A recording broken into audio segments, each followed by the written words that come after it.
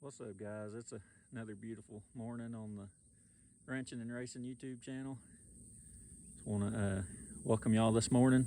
We're going to go check some cattle, and then we're going to pen some bulls. I say pen them, we're just going to put them up a little shorter. Get the collie dog out, see how that goes. Y'all stay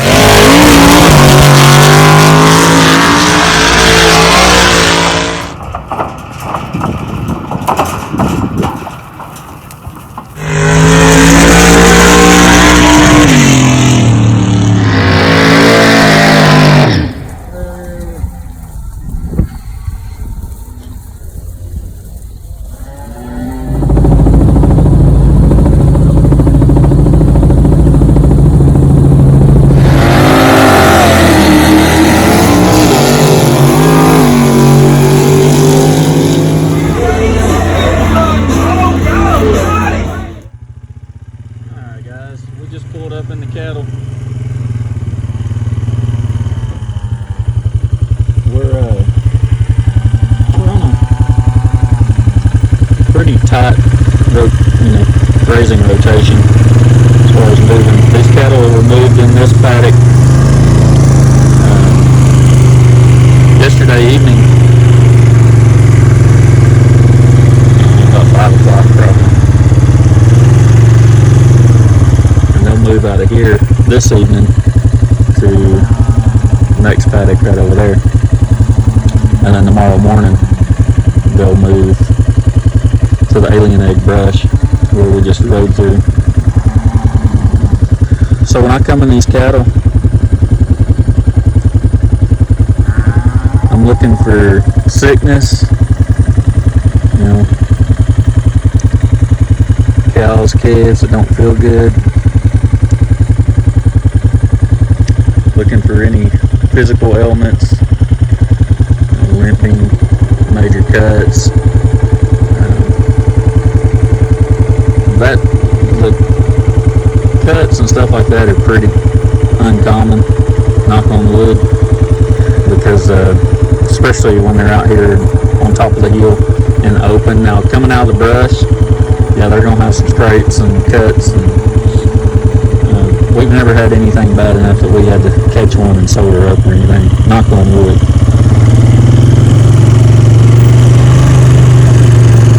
You'll see some calves coughing, maybe a cow cough, maybe a little runny nose. But I always ask myself, was my nose stopped up this morning? Was it running? Did I cough a time or two? Pollen and stuff like that, it's going to affect your cattle too. And they've got their heads in the grass all day, so when it gets dry and dusty, you're going to get some cattle coughing. But as long as their eyes look nice and perky, they're grazing, they're up, they're not laid off on the fence line by themselves, acting like they don't want to be messed with, they're probably alright. One of those days when we have one sick, hopefully I'll be able to video it and show you the difference. But all these cattle here are feeling pretty good. Calves are getting big, gosh almighty. So this soak cow here, 175, I'm going to show you her tail. See that? Her lack of. So these cattle showed up in 2015. They were bought as replacements.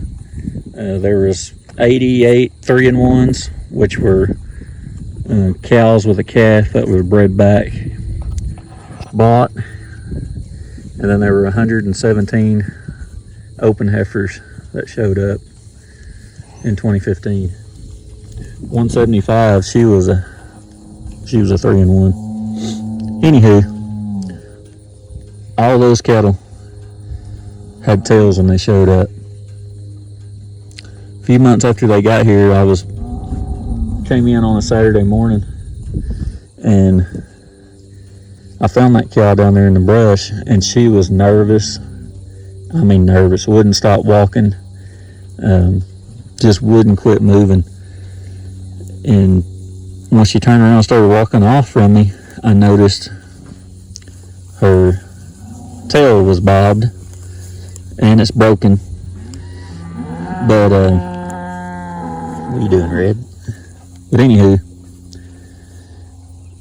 there was a set of old cows here at the time, and that had been here a while, and there was 4 or 5 of them with bobtails like that. And we don't know what does it, but we pinned these cows not long after that happened and ran them through the chute, and you could see on her hips look like claw marks or something. It grabbed her and come back like that. There's always been rumor there was a long-tailed cat in this bottom. I don't know, but I don't know what else is crazy enough or big enough to try to take down a 1,200-pound striped cow. I've seen these cows on dogs, and they get rough.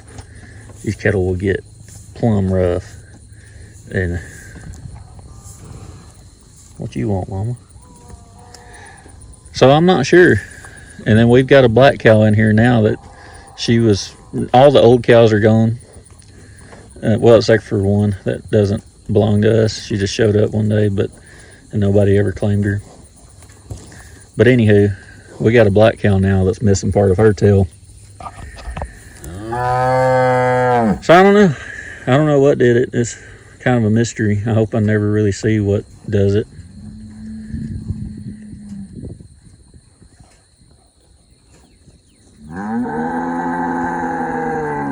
It's easy to check them when they come right up to you.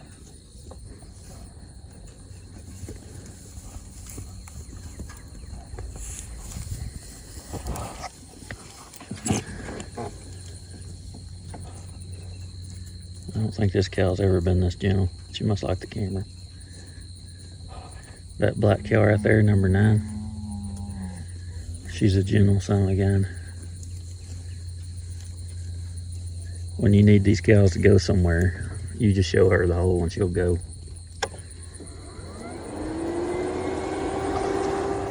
Let's keep checking.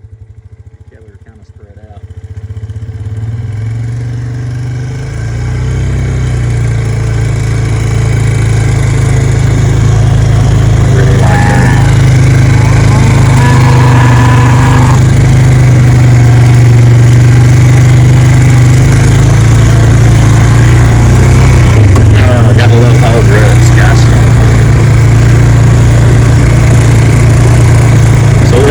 Particular pasture that they're in, it's not really all that great. It's better than it used to be, but it has a long ways to go. That's part of why we're grazing it a little, trying to get our stock density up. We split it up. You see the hot wire over there. Trying to concentrate some animal impact. I'll be honest, I am surprised this morning that I'm not having to move these cattle early. There's still a lot to eat in here. I'm very surprised. It's a good surprise. I'm glad.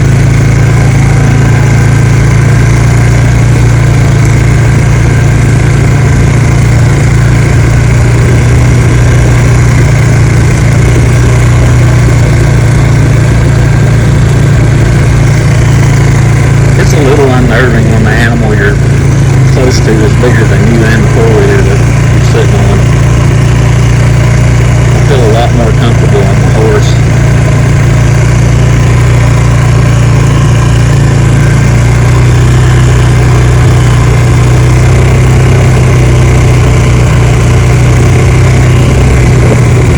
This pasture's got a little finger down here. There's no water down here. The only water is back up the hill.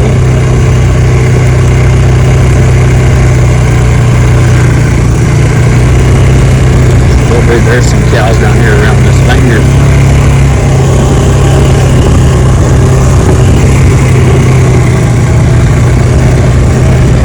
Another issue with this pasture over here, there's actually, where we're at here, there's quite a bit of rock, and it's not very deep. So that creates a challenge in itself when it comes to growing grass. We've got pretty much Bermuda grass here. You'll see some natives every once in a while. The good thing about Bermuda grass and a couple of different aspects is that you can torture it and it'll keep on rocking. And it's like over here in this ground where the rock's shallow. Well, it has the Bermuda grass roots aren't very deep. Now that being said, and Bahia grass, we've got some Bahia grass. Folks around here, they cuss Bahia grass, and I'm going to tell you, we keep a lot of cattle alive on Bahia grass. It eats. That's all that matters. If they'll eat it, that's all that matters.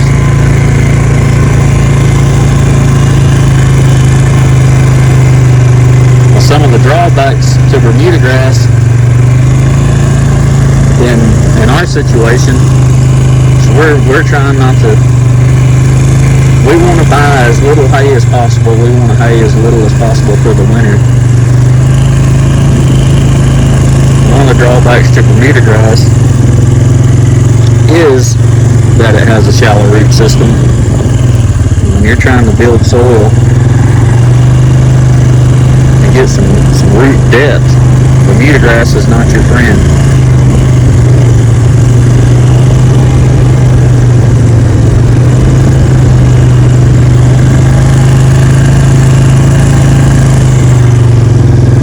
Drawback, like I said, if you're stockpiling winter forage and it's Bermuda grass, if you get a frost in October, it'll knock the leaf off that stockpiled Bermuda grass, and then all you're left with is stem. And you're potentially going to have to do quite a bit more protein supplementation if when that Bermuda grass loses that leaf, if you get an early frost.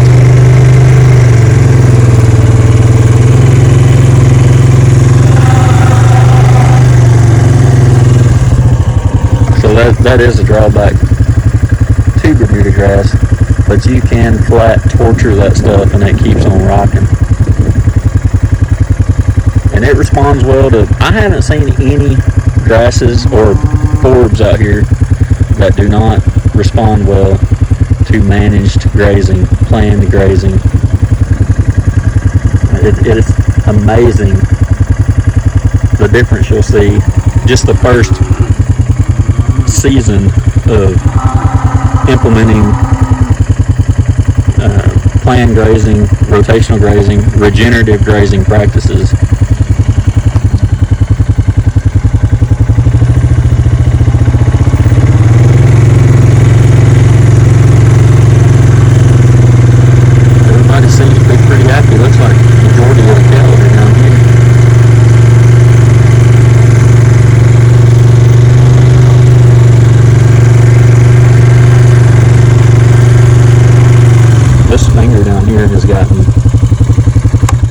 Tremendously better. You'll see my new GoPro. Excited about that deal. This down here's gotten tremendously better. This used to be one of the worst spots on the, as far as forage goes, on the ranch. We've been real particular on how we graze it, and then get off of it for a long time. Maybe skip it a couple times, and it's really made a difference.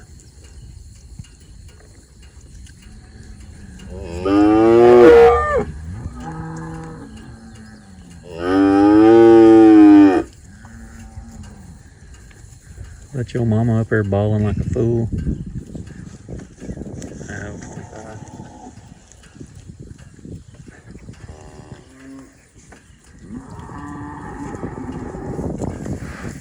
Oh, these old cows are soggy. Gosh almighty. You rope one of these rascals around the neck right now, you better be riding something. You might ought to have a buddy with you and get 2 ropes on her.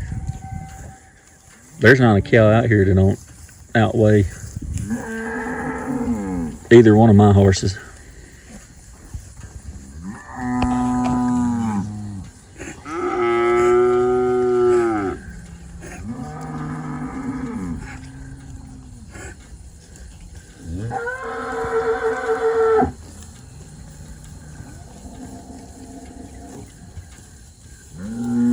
we're gonna be winning. So we wanted to work calves in May, and gosh dog, here in East Texas it rained nearly every day in May.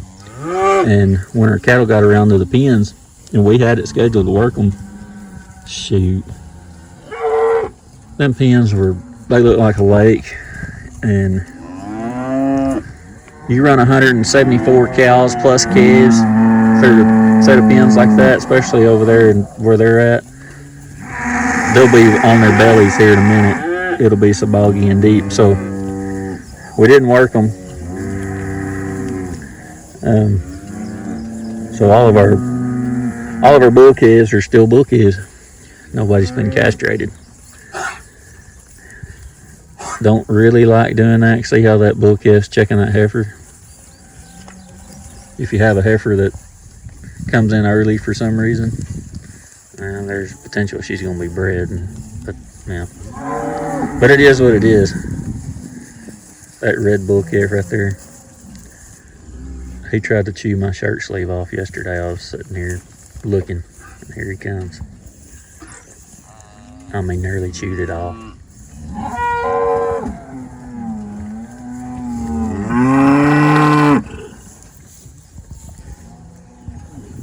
Knuckleheads.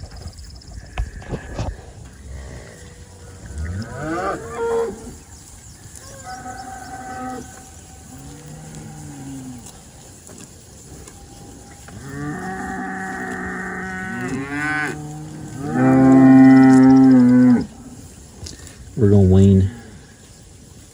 We'll wean all the big calves. Anything probably 400 plus, probably 450 plus.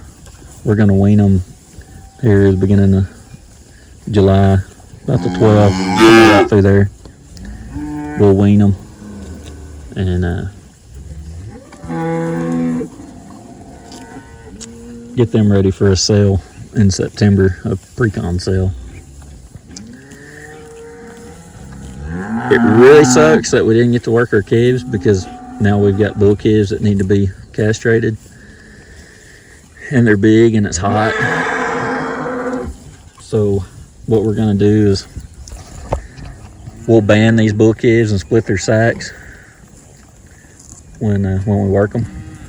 So we'll wean them, ball them out for a week, and then that next week we'll work everything. We'll ban the bull calves and split their sacks. It's probably gonna be the safest thing to do in this heat with the size of these calves. There's probably folks out there that argue that, but they can do what they want to with their cattle. That's what we're gonna do with these.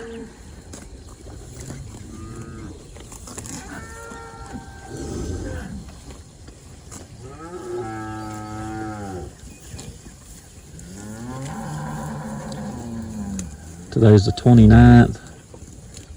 We wean them somewhere between the 12th and the 17th. But we'll end up weaning over half these calves. They big. These calves were born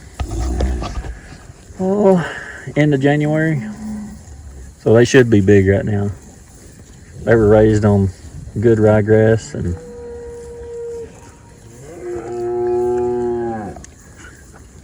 you can grow some calves pretty quick. Hope old Red here don't mount my unit. Easy, Red. He had his chin up there on the rack.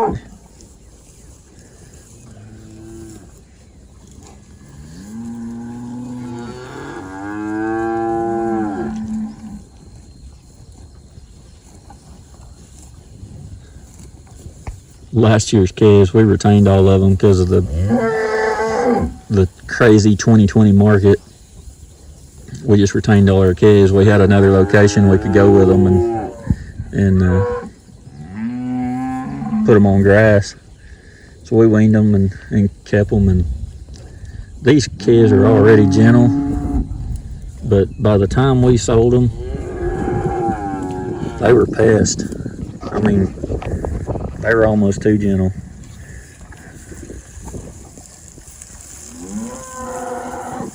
Eli would rope and have one tied down, doctoring a hoof rod or something. He'd look up, there'd be 3 or 4 trying to mount his horse and eating the tail off his horse. And it's amazing how gentle these rascals get when you're in them all the time. I say it's amazing. That's just part of it. That's what happens when they get used to something. But I love, it is a stress reliever for me to come out here and just sit just like this. Let these kids get around me, especially when they're a little younger. And I didn't do it that much with this set of calves. But when they're a little younger, hey, this is what happens. They start chewing on your stuff. But when they were younger, I didn't really set in them a lot. Now, the last year's calves I did, and they were baby calves. And by the time they were this size, they'd come up and you could sit here and scratch them on the back and fiddle with them. You can't have nothing nice around here.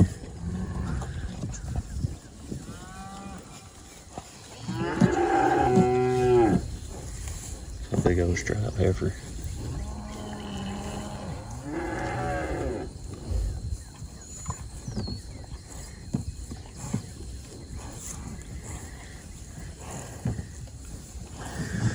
Alright, well, I'm going to keep riding through these rascals.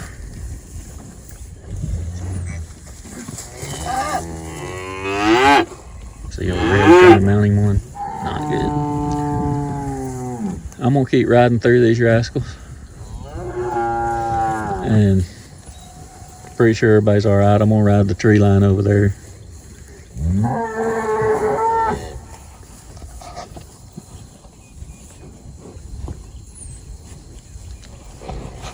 It's funny, they crack me up. They're even like little babies. Babies and little kids, they want to put everything in their mouth. These kids are exactly the same. They got to bite it, they got to chew on it, lick it. Look.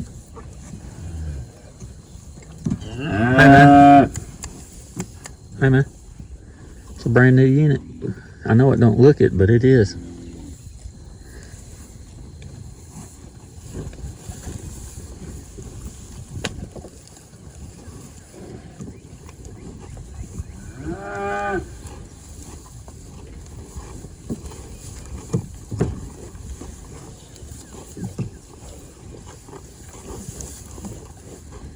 Try to eat the clothes plumb off of you. Is that not shameful? Blackie. Blackie, gone. There might have been a little thunder rumble. I'm going to get moving.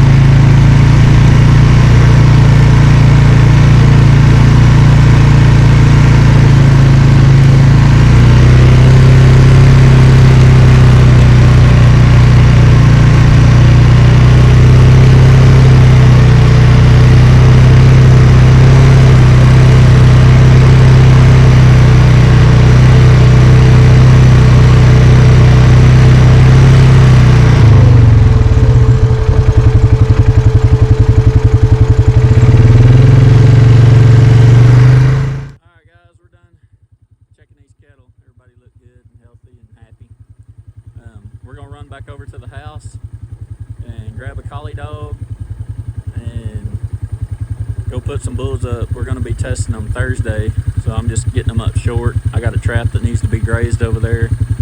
Be good to put them in there till Thursday, and we'll see you over there.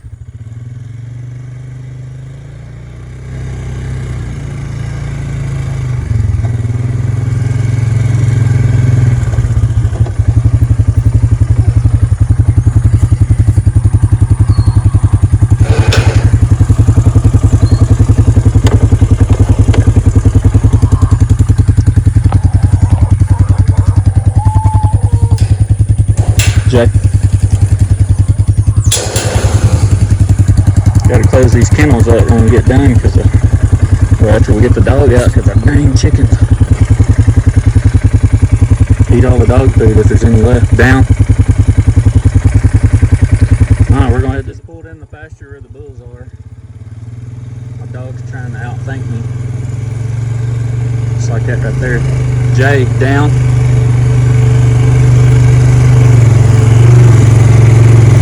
Down. Stay. He thinks he knows what we're doing, but he has no freaking clue.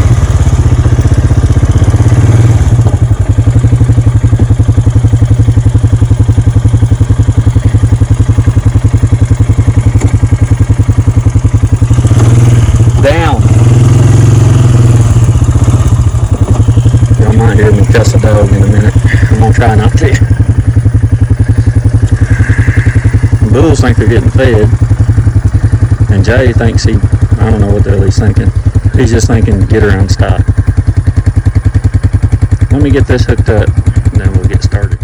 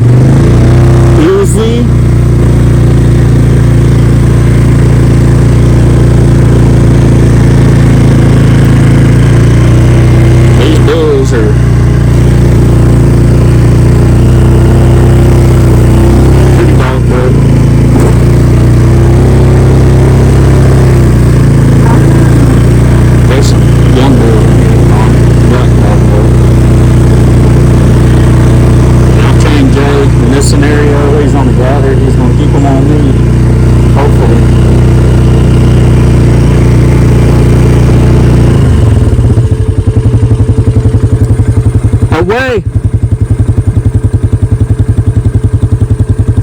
Good boy. That was a good move. Ah, easy. That was a good move.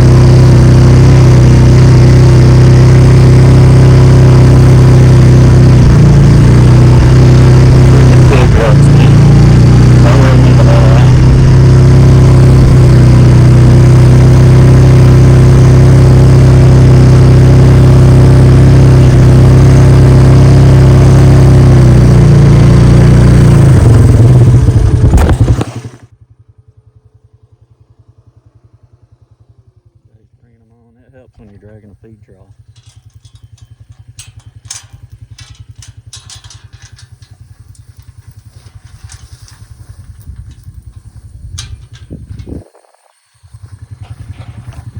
Down.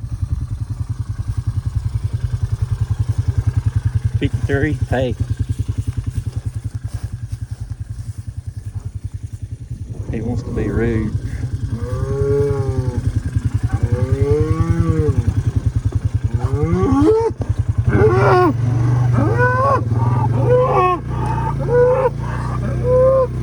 Walk up.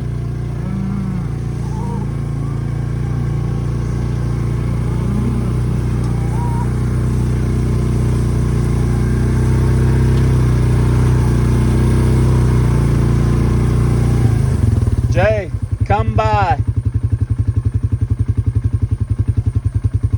Down.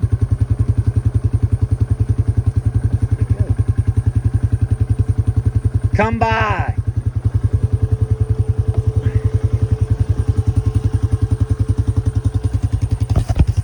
Hey, come by. Shh. Shh. There, good boy. Oh, what? Nah, he made the gate. Walk up.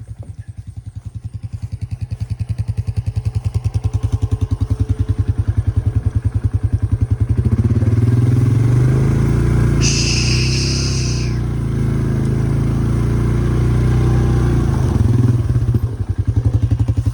Down.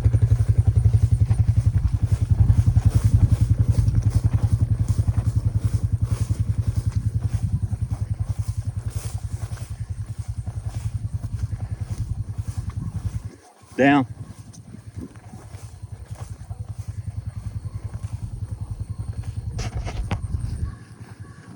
My dog training steers.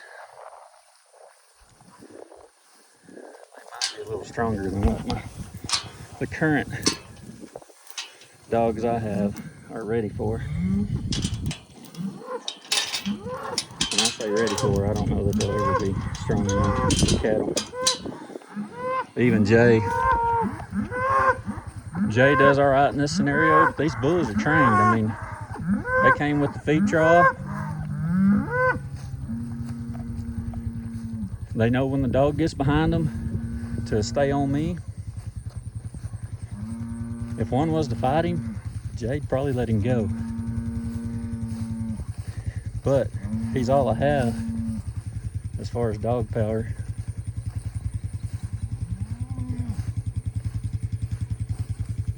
I've got one coming from Sadis at some point from Randall Walker. Down.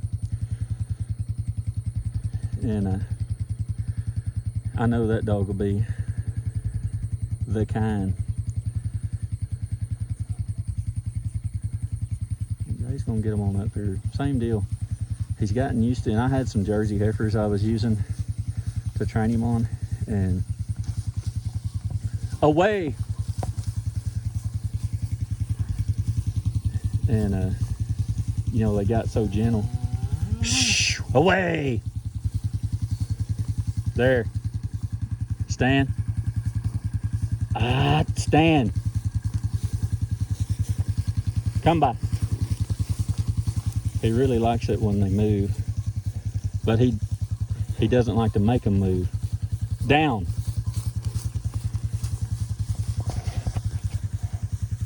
See that some? Away. He wants to squirt out there. He gets his ass whooped, excuse my language. There, down. Down.